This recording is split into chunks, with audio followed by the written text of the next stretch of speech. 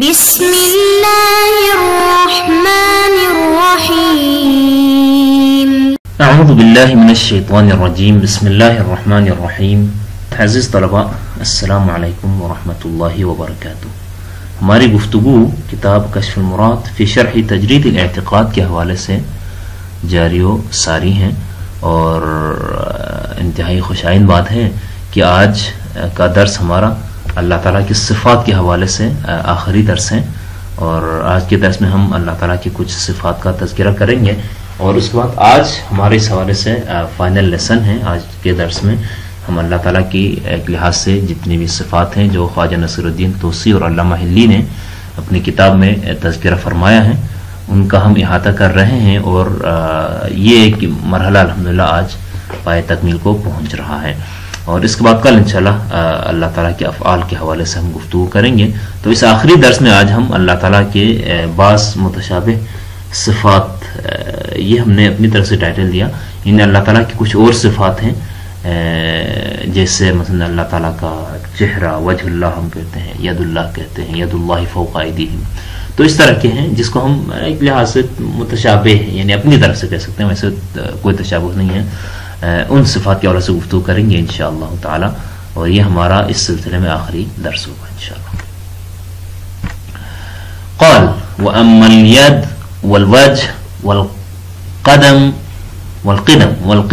والرحمة والكرم والرضا والتكوين الى آخر. یہ خواجہ نصیر الدین توسی کی عبارت ہے. اس حوالے سے وہ فرماتے ہیں، ایک مختصر اپنے مجمل سے جملے میں بتاتے ہیں. یعنی ہم نے چونکہ خواجہ کی جو عبارت تھی تھوڑی سی اس مقام پر آ کر تھوڑی سی قدر لمبی تھی، لہٰذا ہم نے تھوڑا سا اس میں سے اسکپ کر دیا ہے. اصل میں یہ ہے کہ وَأَمَّا الْيَدْ وَالْوَجْهُ وَالْقِدَمُ وَالرَّحْمَةُ وَالْكَرَمُ وَالرِّضَا وَالتَّكْوِينُ، یہ سارے ان سب کے بارے میں کہا کہ جو کچھ ہم نے پہلے بیان کیا ہے اس کی طرف آپ رجوع کریں، وہاں پر ہم اس کو آلریڈی ڈسکس کر کے آ چکے ہیں. اقول، علامہ فرماتے ہیں، علامہ حلی فرماتے ہیں، ذهب، یہاں پر کچھ آراء اور اس کا وہ ذکر کرنے کے بعد اپنے آخری رائے دیتے ہیں نا. یہ جو اللہ تعالیٰ کے لیے ہاتھ ثابت ہونے، اللہ تعالیٰ کا چہرہ، اللہ تعالیٰ کی کا قدیم ہونا، اللہ تعالیٰ کی رحمت، اللہ تعالیٰ کے کرم، اور اللہ تعالیٰ کی رضا اور تکوین وغیرہ، اس حوالے سے مختلف لوگوں نے مختلف آراء پیش کیے ہیں، اور علامہ خواجہ نے بھی اپنی جگہ پر ان چیزوں کو ڈسکس کیا ہے، اور اس حوالے سے اپنی رائے کو، اپنے عقیدے کو بیان فرمایا. علامہ فرماتے ہیں، علامہ حلی فرماتے ہیں، اقول ذهب ابو الحسن الاشعری، مکتب اشاعرہ کے امام، بڑے متکلم ہیں جناب ابو الحسن اشعری صاحب، ان کی رائے یہ بنی ہے، وہ گئے ہیں، وہ اس بات کی طرف گئے ہیں کہ لا ان الید صفت وراء القدرہ، اللہ تعالیٰ کی جو صفت ید ہے جس کو ہم اللہ تعالیٰ کا ہاتھ کہتے ہیں، وہ اللہ تعالیٰ کی قدرت کے علاوہ ید بھی الگ سے ایک صفت ہے، صفت قرار دیا. یہاں سے معلوم ہوتا ہے کہ خواجہ اور علامہ کی رائے کیا ہے. وہ کہتے ہیں کہ ید بظاہر ہمیں بتانے کی ایک تشابہ اور بتانے والی چیز ہے اللہ تعالیٰ کا ہاتھ، ورنہ اللہ تعالیٰ کے لیے کوئی ہاتھ نہیں ہے. اللہ تعالیٰ کی قدرت ہی، یعنی یہ جہاں جہاں بھی ید آتا ہے تو در حقیقت اللہ تعالیٰ کی قدرت اس سے مراد ہے. جیسے ہم کہتے ہیں نا، جیسے قرآن کریم میں مختلف جگہوں پر ہم نے اللہ تعالیٰ نے فرمایا ہے کہ جو ہم نے اپنے ہاتھوں سے بنایا، ٹھیک ہے، ہم نے آپ کو اس کو اپنے ہاتھوں سے بنایا. تو یہاں پر یہ جو لفظ ید استعمال ہوتا ہے، ہاتھ کا استعمال ہوتا ہے، تو خواجہ اور علامہ اور اسی طرح دیگر متکلمین امامیہ وغیرہ کی رائے یہی ہے کہ اللہ تعالیٰ کی ید سے مراد اللہ تعالیٰ کی قدرت ہے. جبکہ یہاں پر اشارہ کرتے ہیں، علامہ اشارہ کرتے ہیں کہ ابو الحسن اشعری، امام ابو الحسن اشعری اللہ تعالیٰ کی قدرت کے علاوہ ید کو بھی اللہ سے ایک صفت یعنی قرار دیتے ہیں، ایک ایسی صفت جو بلا کیف کہتے ہیں، میرے خیال میں جہاں تک ہم نے پڑھا ہے، یعنی اللہ تعالیٰ کا ہاتھ ہے لیکن اس ہاتھ کی کیفیت کیا ہے، اس کی وضعیت کیا ہے، وہ ہمارے جیسا نہیں ہے. یعنی جس طرح ہمارا ہاتھ ہوتا ہے ویسے کوئی کیفیت نہیں ہے. اللہ تعالیٰ کا ہاتھ ہے، یعنی قدرت کے علاوہ ہاتھ بھی ہے اللہ تعالیٰ کے لیے، لیکن ہاتھ کہتے ہیں تو ہم انسانوں کا ہاتھ سمجھتے ہیں، کوئی حیوان کے ہاتھ کی طرح نہیں، ہاتھ نہیں، یعنی اس کی کیفیت مختلف ہے. اللہ تعالیٰ کا ہاتھ ہے لیکن اس کی کیفیت الگ ہے، یعنی کیفیت کے بغیر یعنی کوئی کیفیت آپ نہیں کہہ سکتے. اللہ تعالیٰ کا ہاتھ ضرور ہے، ہاتھ ایک صفت ہے لیکن کوئی کیفیت نہیں کہ ایسا ہے ویسا ہے. والوجہ، اور ابو الحسن اشعری ہی کہتے ہیں کہ اللہ تعالیٰ کے لیے ہاتھ بھی ہیں لیکن قدرت کے علاوہ ہاتھ بھی ہیں، یہ بھی ایک صفت ہے. اور اللہ تعالیٰ کا چہرہ وجہ بھی صفت مغایرۃ للوجود. جہاں جہاں پر علماء متکلمین امامیہ کے ہاں جب بھی آتا ہے وجہ اللہ تو یعنی اللہ تعالیٰ کے وجود ہی اس سے مراد لیا جاتا ہے، لیکن امام ابو الحسن اشعری کہتے ہیں نہیں، وجہ اللہ بھی اپنی جگہ پر ایک مغایر صفت ہے وجود کے. وجود اور چیز ہے، اللہ تعالیٰ کا وجود اور ہے، اور اللہ تعالیٰ کا چہرہ ایک اور صفت ہے، اس کی بھی اپنی الگ جو ہے، ہم اس کو کوئی ڈیفائن نہیں کر سکتے کہ چہرہ خدا تعالیٰ کا چہرہ کیسا ہے، ایک انسان کی شکل میں یا ایک کسی بھی چیز کی شکل میں نہیں، بلکہ اس کی یعنی بغیر کسی کیفیت کے یعنی اللہ تعالیٰ کے لیے صفت وجہ بھی حاصل ہے. اسی طرح عبداللہ بن سعید ایک متکلم ہے، ان کی رائے بنی ہے کہ لأن القدم صفت مغایرۃ للبقاء، اللہ تعالیٰ کی صفات میں سے ایک صفت یہ ہے کہ بقاء، اللہ تعالیٰ باقی ہے، انہ باقی. یعنی مؤلف نے اور علامہ اور خواجہ دونوں نے اسی کتاب میں کچھ درست قبل اللہ تعالیٰ کی صفت بقا کے اوپر استدلال کیا ہے. تو ان کی نظر میں صفت بقا اور صفت قدم ایک جیسے ہیں، یعنی اللہ تعالیٰ قدیم ہے اور اللہ تعالیٰ باقی ہے. there is no difference between these two like things نا، کہ اللہ تعالیٰ قدیم ہے مراد یعنی ہمیشہ سے ہے اور ہمیشہ رہے گا، ازل سے ہے اب تک رہے گا، یعنی there is no beginning point and no ending point. اسی طرح بقا کے لیے اللہ تعالیٰ باقی ہے، باقی یعنی یہ سوال ہی نہیں معقول کہ اللہ تعالیٰ کب سے ہے اور کب تک رہے گا. اللہ تعالیٰ ہمیشہ سے ہے، ہمیشہ رہے گا. there is no beginning point and no ending point. تو بقا اور قدم مؤلف کی نظر میں، علامہ کی نظر میں، خواجہ کی نظر میں، بہت سارے متکلمین کی نظر میں ایک ہی ہے. اللہ تعالیٰ کے لیے بقا کہیں، اللہ تعالیٰ کے لیے قدم کہیں، ایک جیسا ہے. اللہ تعالیٰ قدیم ہے، اللہ تعالیٰ باقی ہے، ایک جیسا، ایک ہی معنی ہے. جبکہ یہ عبداللہ بن سعید وغیرہ کی رائے ہے کہ نہیں، صفت قدم سم تھنگ ایلس، جبکہ صفت بقا کچھ اور ہے. یہ ایک دوسرے کی مغایر، الگ، اس سے الگ الگ دو صفات قرار دیا ہے. وَأَنَّ الرَّحْمَةَ وَالْكَرَمَ وَالرِّضَى صِفَاتٌ مُغَایرَةٌ لِلْإِرَادَةِ. دیکھیں اسی طرح مؤلف نے اور علامہ نے اللہ تعالیٰ کے ارادے کے زمرے میں یہی کہا تھا کہ اللہ تعالیٰ کی رحمت ہے، کرم ہے، رضا ہے، یہ ساری صفات اس سے ارادے کے اندر میں اسی کے ذہن میں آ جاتے ہیں. لیکن یہ ان کا عبداللہ بن سعید کا کہنا ہے کہ اللہ تعالیٰ کی یہ جو صفت رحمت ہے نا، اللہ تعالیٰ رحیم ہے، رحمان ہے، رحمت والی جو صفات ہیں، اور اس طرح اللہ تعالیٰ کریم ہے، جواد ہے، اللہ تعالیٰ بخشنے والا ہے، بڑا مہربان ہے، اور اللہ تعالیٰ کی رضا، آپ کی رضایت، یہ جو جتنی صفات ہیں یہ صفات مغایرۃ للارادہ، اللہ تعالیٰ کے ارادے سے مغایر الگ صفات ہیں. ان میں سے ہر صفت اپنا باقاعدہ وجود رکھتی ہیں، اپنا باقاعدہ مفہوم رکھتی ہیں، اور ارادہ میں یہ سارا شامل نہیں آتا. اللہ تعالیٰ کا ارادہ سم تھنگ ایلس، اور یہ صفات اپنی جگہ پر الگ صفات ہیں، لہذا ان میں اور ارادے میں کوئی یکسوئی نہیں، الگ صفات ہیں. یہ عبداللہ بن سعید کا کہنا ہے. اسی طرح وہ اثبت جماعت من الحنفیہ، امام ابو حنیفہ کے ماننے والے احناف میں سے ایک گروہ متکلمین نے ثابت کیا کہ التکوین صفت مغایرۃ للقدرہ، تکوین، کائنات کی جو تکوین ہے، ارادہ تکوینی ہے، یا کائنات کا جو امور تکوینیہ ہے، ان کو اللہ تعالیٰ کی قدرت سے مغایر ایک صفت قرار دیا انہوں نے. یعنی ہم جب کہتے ہیں یا خواجہ اور علامہ کی نظر میں جو تکوین ہے وہی قدرت ہے، جو قدرت ہے وہی تکوین ہے.